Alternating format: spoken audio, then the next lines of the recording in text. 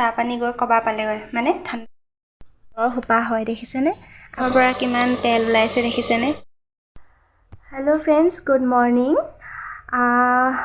Chumbi and Harshita ব্লগলৈ আপোনালোক সকলোকে স্বাগতম জনাইছোঁ আশা কৰোঁ আপোনালোক ভালে আছে কুশলে আছে বৰ্তমান মোৰো ভালেই বহুদিনে হ'ল মই ভিডিঅ' দিয়া হোৱা নাছিলে আজি ভাবিছোঁ আপোনালোকৰ মাজলৈ এটা ব্লগ আগবঢ়াওঁ আশা কৰোঁ আপোনালোকে প্ৰথমৰ পৰা শেষলৈ মোৰ ভিডিঅ'টো চাব চাই ভাল পালে লাইক কমেণ্ট আৰু ছাবস্ক্ৰাইব কৰি দিব আচলতে কি হয় যেতিয়া কিছুমান প্ৰব্লেমছ আহে আমাৰ জীৱনত তেতিয়া প্ৰব্লেমছবিলাক চলি থকা সময়ত আমাৰ একোৱে ভাল নালাগে নহয় জানো যি কি নহওক বাৰু আজি ভাবিলোঁ এটা ব্লগ আগবঢ়াওঁ আপোনালোকৰ মাজলৈ তেনেহ'লে ভিডিঅ'টো মাজলৈ আগবাঢ়ি যাওঁ আহক এতিয়া মই একাপ চাহ আৰু এটা বইল ডিম লৈছোঁ এয়া হাঁহৰ ডিম হয় ৰাতিপুৱাৰ পৰা কাম কৰি আজৰিয়ে পোৱা নাছিলোঁ খাবলৈ অকল ঠাণ্ডা পানী এগিলাচ খায়ে কাম কৰি আছিলোঁ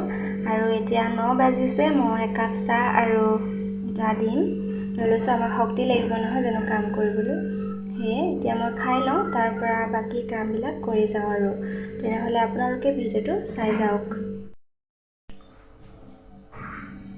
আমাক যিহেতু কাম কৰিবলৈ শক্তি লাগিব সেইকাৰণে আমি খোৱাটো মেইন নহয় জানো খাই লওঁ আৰু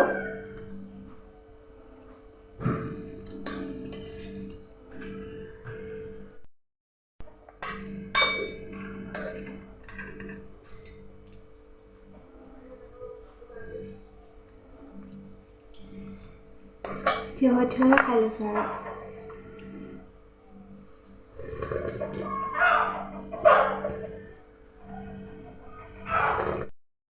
চাহ খোৱা আধা খোৱা হ'ল চাহ খাবলৈ নাপালোঁ দেউতাহঁতৰ ভোক লাগিছে বোলে এতিয়া মই লৈ লৈছোঁ এইখিনি লাই শাকৰ লগত বোলে মাছ খায় মাছ আৰু লাই শাক একেলগে ভাজিব গৈছে গতিকে লাই শাক ধুই থৈছোঁ এতিয়া মই লাই শাকখিনি কাটি লওঁ তাৰ পৰা এয়া দেখিছেনে মাছ পুখুৰীৰ পৰা ধৰি অনা মাছ হয় ঘৰৰ মাছ আৰু এইখিনিও বাছি ল'ব লাগিব গতিকে মই এইখিনি কৰি লওঁ তাৰপাছত চাহ কেতিয়া খাম আৰু এয়াই আমাৰ মানে মহিলাসকলৰ জীৱন নহয় জানো নাৰীৰ জীৱন বুলি কয় যে এয়াই জীৱন গতিকে কৰি লওঁ আৰু কামকেইটা নহয় জানো মাছখিনি বচা হ'ল গোটেইখিনি মাছ নাবাচিলোঁ আৰু অকণমান বাচিলোঁ গোটেইখিনি বাচিলে দেৰি হ'ব যে আৰু এইফালে কাটি ল'লোঁ আৰু এতিয়া ভাজি দিওঁ আৰু এয়া এফালে দেখিছেনে মোৰ চাহ পানী গৈ কবা পালেগৈ মানে ঠাণ্ডা হ'ল খোৱা লোৱা শান্তি নাই নহয়নে আমাৰ জীৱনবিলাক এনেকৈ আৰু জীৱনবিলাক আগুৱাই যাব লাগিব এইফালে মোৰ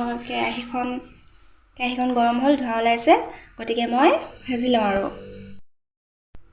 এয়া ভাত বাঢ়ি দিছোঁ আৰু আজি ভাতৰ লগত দালি আছে এইফালে মাছ তাৰ পৰা লাই শাক আলু ভজা বেঙেনা মাছৰ পিটিকা ইমানেই ৰাতিপুৱা সাজত আজি এনেকৈ দি দিছোঁ আজি আচলতে মোৰ দেৰিয়ে হ'ল ভাত সাজ ৰেডি কৰোঁতে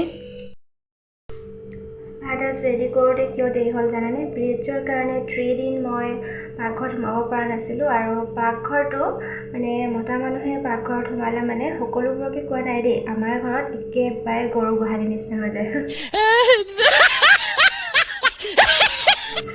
মানে ক'বলৈ বাকী নাই আৰু আজি মানে মই পাকঘৰটো সোমাই চাফ চিকুণ কৰোঁতে মেলোঁতে মানে বহু সময় লাগিলে গতিকে ভাত সাজ আজি মানে দেৰি হোৱাটো স্বাভাৱিক নহয় জানো পাকঘৰটো চাফা কৰোঁতে কিমান সময় লাগে আৰু লেতেৰা কৰিতো ৰান্ধিব নোৱাৰি হয়নে বাৰু ঠিক আছে ভিডিঅ'টো আগলৈ চাই যাওক এয়া চাওকচোন কি ধৰিব পাৰিছেনে এয়া মই এতিয়া মানে আমাৰ ঘৰৰ পাছফালে এডোখৰ মানে মাটিৰে মচিব লগা থাকে সেয়া মই আজি মচিছোঁ গোবৰ আৰু ৰঙা মাটি দি পেলাই এয়া চাওক টিং এটাত মই ৰঙা মাটি আৰু গোবৰ লৈ লৈছোঁ আৰু এইফালে এইটো খেৰৰ সোপা হয় দেখিছেনে আপোনালোকে কোনে বাৰু ঘৰ মচি পাইছে মাটিৰে জনাবচোন মোক দেই আৰু কেনেকুৱা পায় বাৰু মোৰ কিন্তু খুব ভাল লাগে আৰু ৰঙা হৈ থাকে কেইবাদিনলৈকে ঠাইডোখৰ খুব ভাল লাগে বেছিডোখৰ নহয় আমাৰ তেনেই অকণমানি হয় মচি দিছোঁ আৰু ঘৰটোৰ পাছফালে এয়া দেখিছেনে কুকুৰা এফালে উঠি আছে এইখিনি ধান ইয়াতে ৰখা হৈছে বৰ্তমান তাৰ পাছতে কাইলৈ মানে পথাৰৰ পৰা ধান আনি শেষ হোৱাৰ পাছত আৰু আমাৰ একেবাৰে মেচিনত মাৰি পেলাই গুটি কৰি পেলাই গুটি ধান বুলি কয় যে তেনেকৈ মানে ভঁৰালত ৰাখিব।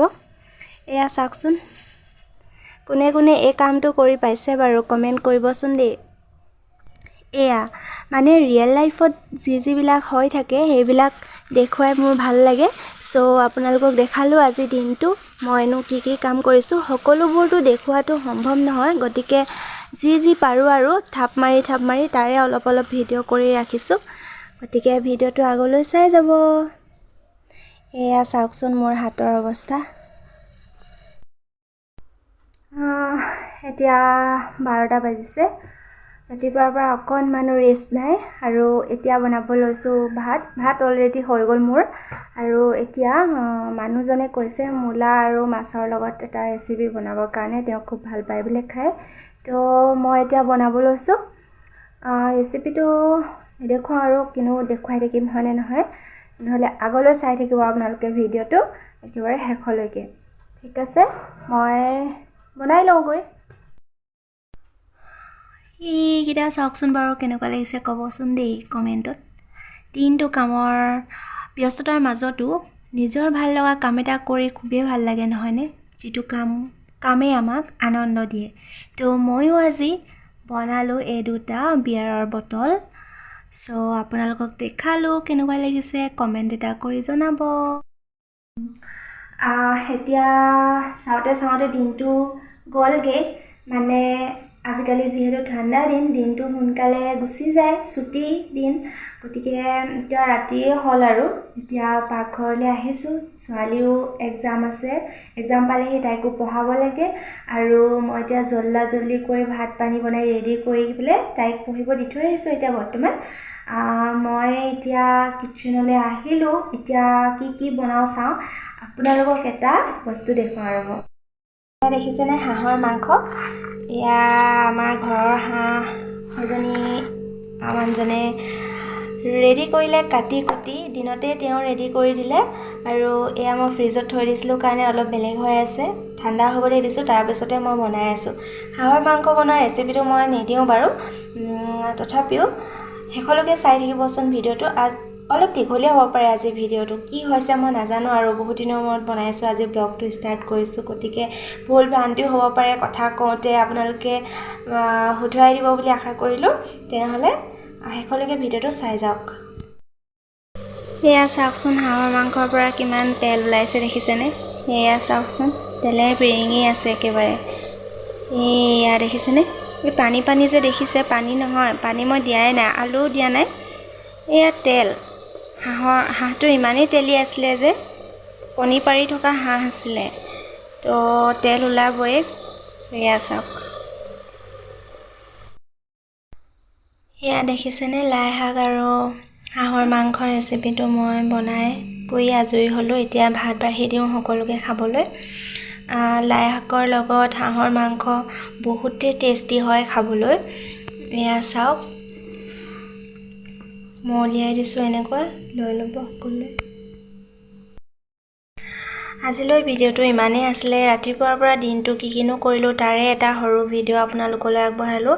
আচলতে সৰু বুলি কৈছোঁহে হয়, ভিডিঅ'টো বহুত দীঘলীয়া হৈ যাবও পাৰে। আপোনালোকে প্লিজ প্ৰথমৰ পৰা শেষলৈকে চাব। আৰু দিনটো কিনো কৰোঁ বুলি ভিডিঅ'টো কৈছোঁহে হয়, কিন্তু সকলোবোৰ দেখুৱাটো একেবাৰে সম্ভৱ নহয়। তাৰে থাপ মাৰি যিকণ পাওঁ তাৰে ভিডিঅ' কৰি আপোনালোকৰ মাজলৈ আগবঢ়াইছোঁ। আশা কৰোঁ আপোনালোকে ভিডিঅ'টো আঁকোৱালি ল'ব। তেনেহ'লে আজিলৈ বাই বাই, গুড নাইট, শুভৰাত্ৰি। সকলো ভালে থাকক, কুশলে থাকক। আকৌ নতুন এটি ভিডিঅ'ত লগ পোৱাৰ প্ৰতিশ্ৰুতিৰে আজিলৈ বাই বাই।